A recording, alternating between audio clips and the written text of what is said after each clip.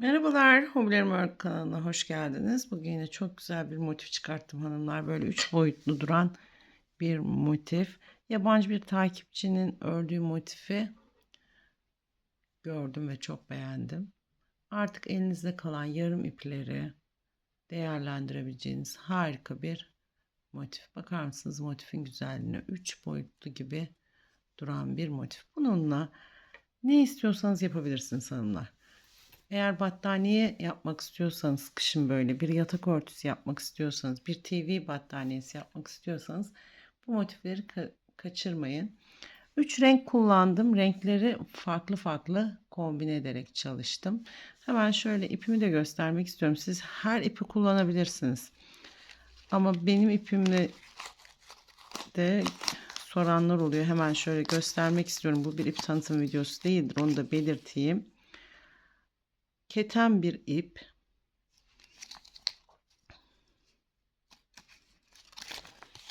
Hırka örülümünde kullanılabiliyormuş. Ben de bulduğum noktalardan ipleri aldıkça sizinle paylaşıyorum. Tekrar söylüyorum. Siz istediğiniz her ipi kullanabilirsiniz. Hemen kameramı ayarlayacağım ve modeli kurmaya başlayacağız. İpime göre tığımı da göstermek istiyorum. 0 numara bir tığ kullanıyorum. 2,10 milim. Şöyle kameramı birazcık daha yakınlaştırıp netleştireyim. Evet, algılamadı. Evet. Söylediğim gibi siz istediğiniz her ipi kullanabilirsiniz. İstediğiniz her renkle kombin yapabilirsiniz. Hemen modeli kurmaya başlıyoruz. Evet, ilk kurulum daha net anlaşılsın diye böyle sarı ipimle başlıyorum. Modelin orta kısmını sihirli halkayla yapacağız. Ben işaret parmağımı dolayarak yapıyorum. Bildiğiniz bütün yöntemleri kullanabilirsiniz. Sihirli halkayı sevmiyorum diyenler de 6-7 tane zincirden bir orta kısım oluşturabilir. Üçlü trabzan yapıyorum. 3 adet zincir çektim. İlk trabzanım. Halkama geri döndüm. 1, 2, 3'te çıkıyorum. Tığımın başına ipimi alıyorum. Halkamdan bir ilmek aldım. Tığımda 3 adet ilmeğim var. İlk önce birini alıyorum. Sonra ikisini alıyorum ve ikisini alıyorum. 3'te çıktım. Trabzan yaptım. 2 adet zincir çekiyorum. 1, 2. Tekrar halkama geri dönüyorum. 3 tane trabzan yapıyorum yan yana.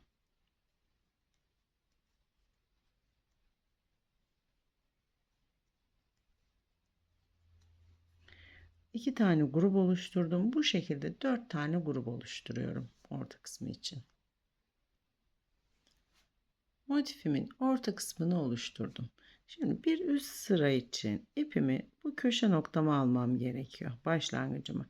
Hemen başlangıcımı köşe noktama taşıyorum. Buraya aldım. Buradan 1, 2, 3 tane zincir çektim. Bu 3 zincir benim ilk trabzanım. Birinci trabzanım hanımlar, unutmayalım. Bu sefer tığıma ipimi 2 kere alıyorum. 4'te çıktığım bir trabzan yapacağım. 2 kere doladım. Şöyle şu ara boşluktan tam orta kısımdan bakın tığımı geçiriyorum. Buradan bir ilmek alacağım. Buradan bir ilmek aldım. Birini aldım. İkisini aldım.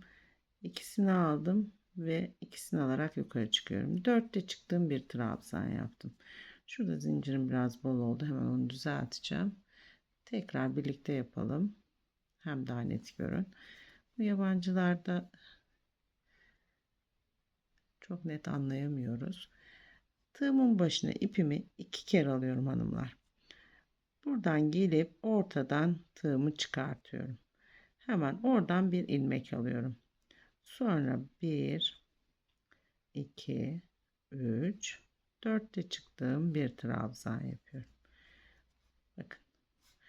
Buradan tığımın başına ipimi bu sefer bir kere alıyorum. Zincirimden ilmek alarak oraya yine bir üçlü trabzan yapıyorum. 1, 2, 3 tane trabzan yapmış oldum. Burada 2 adet zincir çekiyorum. Tekrar tığımın başına ipimi bir kere aldım. Aynı zincirden Bir tane daha trabzan yapıyorum. Bu sefer tığıma yine ipimi 2 kere alıyorum. Yine orta kısımdan bir tane ilmek aldım. 4'te çıkıyorum. 1, 2, 3 ve 4. Tekrar aynı noktaya 3'te çıktığım bir trabzan yapıyorum. Şöyle bir bakalım şimdi. Bu kurulum önemli. Bir tane üçlü trabzan yaptım. Burada köşe zinciri çekmiştim 2 tane o zincire. Bir tane dörtlü trabzan yaptım. Tam orta kısımdan aldım. Tekrar bir tane üçlü trabzan. 1, 2, 3. Arada 2 zincir çektim. 1, 2, 3. Buradan hiç zincir çekmeden diğer köşeye geçiyorum. Aynı çalışmayı bu köşeme de yapacağım. 1, 2, 3. 3'te çıktığım bir trabzan.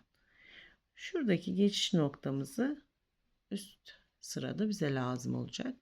Geçiş noktamız burası ama geçerken hiç zincir çekmedik. Tığımın başına ipimi 2 kere alıyorum. Yine orta kısımdan bir ilmek alıyorum. İlmeğimi aldım. 1, 2, 3 ve 4'te çıktığım bir trabzan. Tığımın başına ipimi aldım. Bu sefer buradan bir trabzan yapıyorum. 3 trabzan yapmış oldum. 3 trabzan yaptıktan sonra 2 adet zincir çekiyorum. Tekrar buraya bir trabzan. Tığımın başına ipimi 2 kere aldım. Yine ortadan 4'te çıktığım bir trabzan. Bu sefer yine buradan bir trabzan. Şimdi bu şekilde bir sıra dolanacağım motifin etrafını. Hiç zincir çekmeden diğer ara boşluğa geliyorum. Bakın buraya. Evet, aynı çalışmayı iki boşluğuma da yaparak sıramı tamamlıyorum. Evet, sıramı tamamladım. Başladığım yerle birleştirdim. 2 sıra sarı ipimden yaptım. Buradan ipimi keseceğim. Ve diğer renkteki ipimi sabitleyeceğim. Şöyle biraz uzun kesiyorum ki onu arkada kaybedebilirim. Bu sefer gri tonlarda ipimi sabitliyorum. Siz istediğiniz kadar renk katabilirsiniz. Ben 3 renkle çalıştım elimde olan iplerimle. Siz 4 renk, 5 renk motifi de istediğiniz kadar sıra artırımı yaparak büyütebilirsiniz. Bir tane zincir ilmeği atıyorum. İpimi sabitlemeden önce. İpimi yine burada önümdeki ilk köşeden sabitliyorum. İpimi buradan sabitledim. Hemen üst sıra kuruluma gelelim. 3 adet zincir çekiyorum. 1, 2, 3. Bu benim yine birinci trabzanım.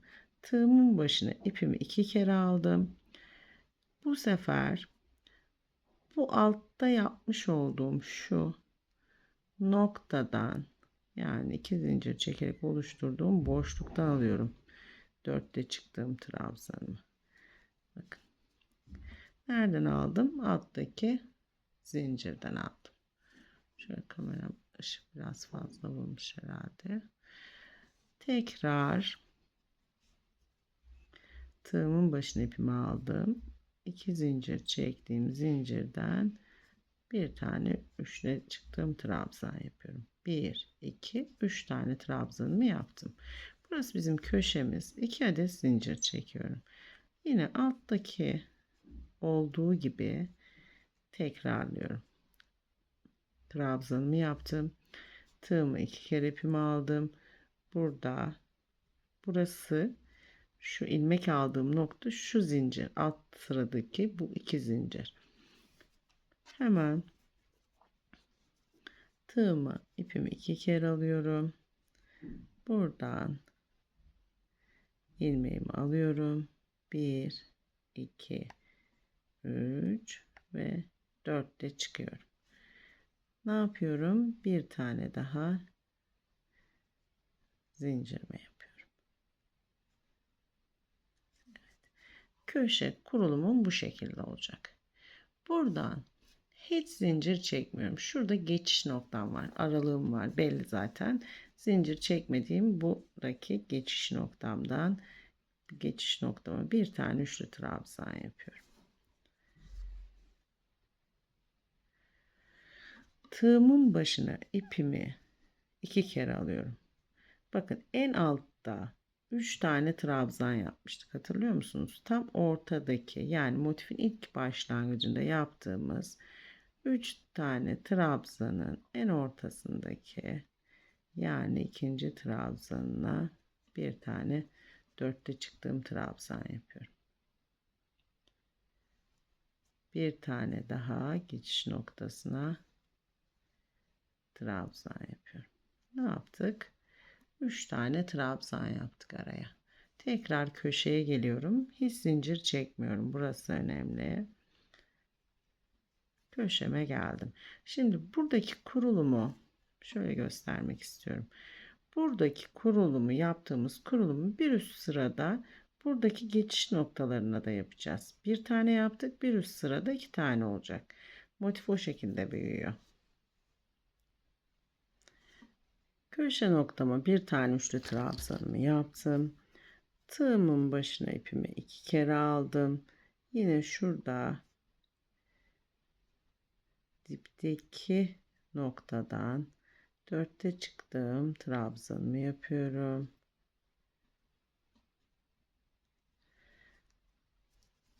Tığımla ipimi bir kere aldım. Zincirime üçlü trabzan yapıyorum. Şimdi köşe için 2 adet zincir çekiyorum. 1 2. Tekrar bir tane üçlü trabzan. Tığımın başına ipimi 2 kere aldım. Bu noktadan bir tane dörtlü trabzan. Zor gibi görünebilir. 3 boyutlu gibi duruyor. Ama kurulumu öğrendiğinizde zaten sıralar birbirini tekrar ettiği için çok rahat örebileceksiniz hanımlar. Akşam televizyon seyrederken benimle birlikte bir tane motif çıkartın.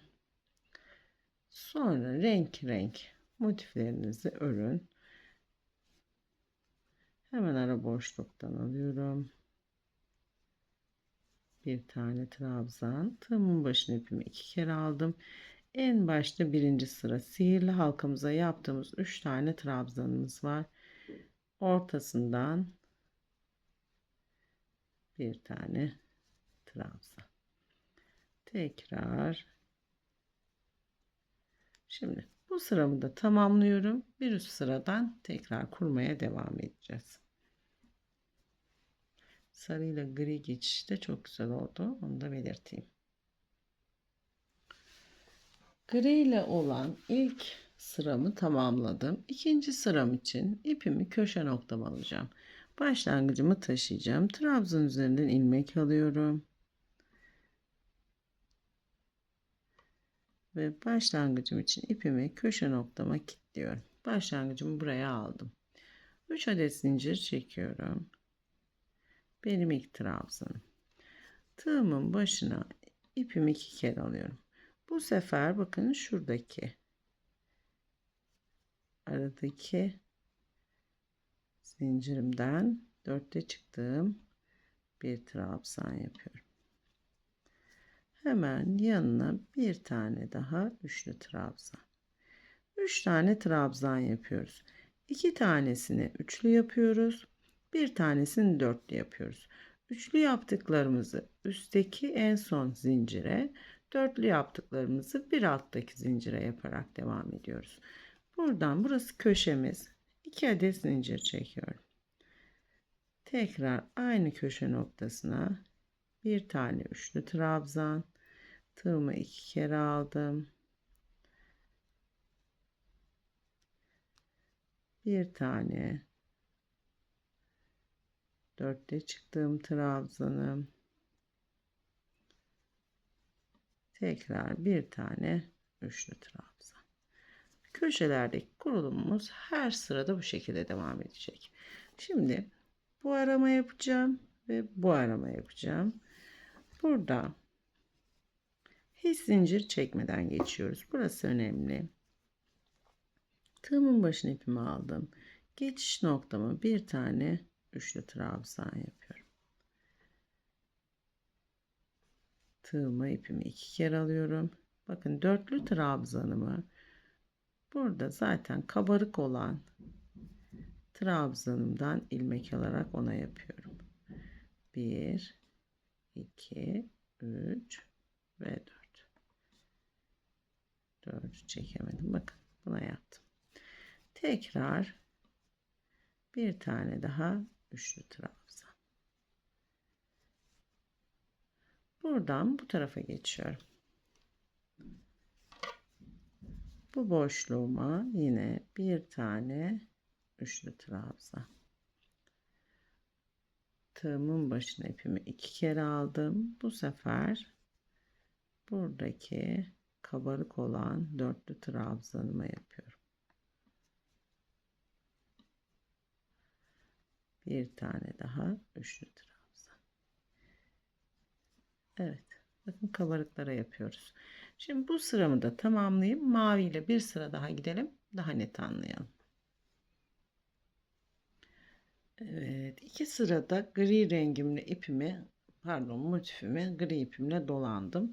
Tekrar mavi ipimi köşe noktadan sabitliyorum.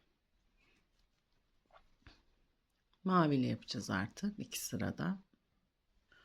3 adet zincir çekiyorum. Tığımın başına ipimi 2 kere aldım. Bakın şu alttaki köşe zincirinden dörtlü trabzan alıyoruz. Mavi ile daha net görüneceğini düşünüyorum. Şu şekilde ilmeğimi alıyorum ve dörtte çıkıyorum.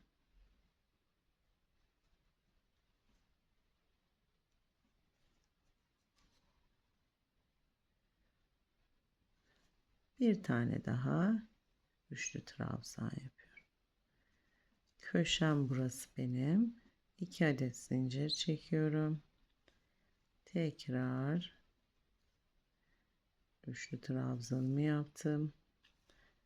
2 kere aldım. Dörtlü trabzanımı yapıyorum. 1 2 3 ve 4. Bir tane daha üçlü trabzan yapıyorum. Köşe kurulumumu yaptım. Bütün köşelerim bu şekilde olacak. Şimdi geçiş noktalarına yapıyoruz. Bakın geçiş noktalarımız zaten burada aralık aralık belli. Kendini belli ediyor. Zincir çekmediğimiz halde oradan geçerken bir genişlik oluyor, boşluk oluyor. Bir tane üçlü trabzan yapıyorum. Şimdi altta bakın şurada uzun olan zincirimi bir üst sırada da bu uzuna yapacağız. Hemen arka tarafından tığımı aldım. Arkadan bir ilmek alıyorum. 1 2 3 ve 4. Bir tane daha yapıyorum. Bir sonraki araya bir adet üçlü trabzan.